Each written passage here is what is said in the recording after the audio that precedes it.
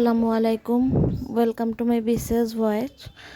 আজকে হচ্ছে আমার 60 দিনের স্টাডি চ্যালেঞ্জের 29তম দিন, আর এই দিনটা ছিল বৃহস্পতিবারের। আজকে আমি প্রায় 2 সপ্তাহ কি 12 দিন পর পড়তে বসছি। শেষ পড়তে বসছিলাম এই আগের শুক্রবার। তো আমার একটা ইন্টারভিউ ছিল, ওইটা নিয়ে পড়ালেখা করতেছিলাম। ইন্টারভিউটা দিয়ে এসে আমার আর পড়া হয়নি। একে তো ব্যস্ত তো সবসময় থাকে, ওটা বলে লাভ নাই, কিন্তু আমার অনেক মন খারাপ ছিল, ইচ্ছা করতেছিল না পড়তে বসতে। ওই মাঝে মাঝে হয় না যে ভাবি বাদ দিই সব কিছু, এত কষ্ট করে কী লাভ। তো ওই টাইপেরই অনেক মন খারাপ ছিল কিছু বিষয় নিয়ে। তো ভাবলাম তো পড়তে বসি। নর্মালি আমার সপ্তাহের শুরুর দিনগুলোতে পড়তে বসা তেমন একটা হয় না।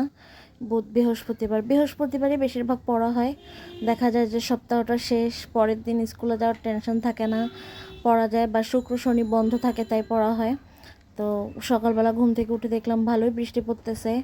সকালবেলার সেশনে আমার ছিল বাংলা ব্যাকরণের পারিভাষিক শব্দ, ওগুলো রিভাইজ করলাম আমার লেকচার শিট থেকে। এরপরে স্কুলে যাওয়ার টাইম হইলো। আমি আজকে স্কুলে আসছি সবার আগে। এসে দেখতেছি কেউ আসে না স্কুলে আসার আগে, এমন আমি কোনোদিনও পারি নাই।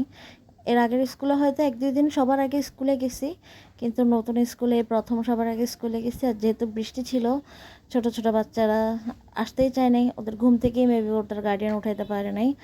তো ওই দিন স্টুডেন্টই আসছিল আমার ক্লাসে 6 জন। যদি আমার ক্লাসের স্টুডেন্ট হচ্ছে 24 জন, আসছে 6 জন। তো ওদেরকে কত আর পড়াবো, ওদেরকে নিয়ে ওদের পড়ালাম। এরপরে ওদেরকে বই থেকে একটু ছবিগুলো দেখাইলাম বিভিন্ন অ্যানিমেলের, তারপরে ফ্রুটস এইসবের। এরপর ওদের নিয়ে খেললাম, ওরা প্লে জোনে খেলা করলো। আর এই তো সারাদিন বৃষ্টি ছিল, একটু বৃষ্টি বৃষ্টি ভাব ছিল। তো এরপরে বাসায় এসে টিউশনি করালাম। টিউশনি করানোর পরে সন্ধ্যাবেলা পড়তে বসছি। আমি যেহেতু ইন্টারন্যাশনাল অ্যাফেয়ারের আন্তর্জাতিক সংগঠনের নোট করতেছিলাম, তো ওখান থেকে কিছু টপিক না, আজকে শেষই করে ফেলছি এই টপিকটা। ওখান থেকে আমি প্রথমে IMF, ওয়ার্ল্ড ব্যাংক, তারপরে NDA, তারপরে ছিল রাজনৈতিক রাজনৈতিক সংগঠনগুলো ছিল কমনওয়েলথ, OIC এর, আর এগুলোই ছিল ইন্টারন্যাশনালের। আর ম্যাথ পড়ছিলাম ওই দিন। ম্যাথের ছিল লসাগু গসাগু। আমি আজকে এত বেশি পড়া রাখতে চাই নাই, যেটা আমার পড়তে কষ্ট হবে, যেহেতু এমনিতেই পড়তে ইচ্ছা করতেছে না, তার উপর অত হার্ড কিছু রাখি নাই। ইন্টারন্যাশনাল অ্যাফেয়ারের ওগুলো মোটামুটি মুখস্থ করে লিখছি, পরে আশা করি আবার এখান থেকেই রিভাইজ করব। আর লসাগু গসাগু করতে এত কষ্ট হয়নি। লেকচার শিটে যে কয়টা ছিল অঙ্ক, ওগুলো সব করে ফেলছি। তো এই তো আজকের দিনের সব টার্গেটগুলো শেষ হইলো। আমি আসলে সামনে কতটুকু পড়তে পারবো জানি না। আমার টিউশনের বাচ্চাদের আবার পরীক্ষা শুরু হবে। তো ওদের পরীক্ষা শুরু হইলে আমার নিজের পরীক্ষার প্রতি একটু গুরুত্বটা কমে যায় নিজের, যেহেতু ওদের ওদের আসলে খুব তাড়াতাড়ি পরীক্ষা, বছরে 6টা পরীক্ষা। দেখা যায় একটা শেষ হইতে না হইতে আরেকটা। আমি নিজেই সিলেবাস ওদের শেষ করে পারি না। বাচ্চাদের এত একটা চাপ দিয়েও তো লাভ নেই, একটা পড়া শিখতে তো ওদেরকে টাইম দিতে হবে, যে টাইমটা ওরা পায় না।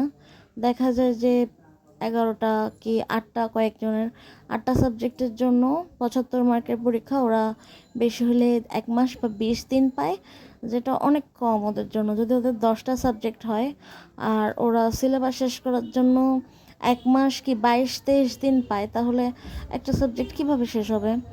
আসলে আমি আসার সময় ভাবছিলাম যে স্কুলের যে কমিটি আছে ওনাদের সাথে কথা বলি, যে বাচ্চাদের চাপ হচ্ছে পরীক্ষাটা একটু কমানোর জন্য, কিন্তু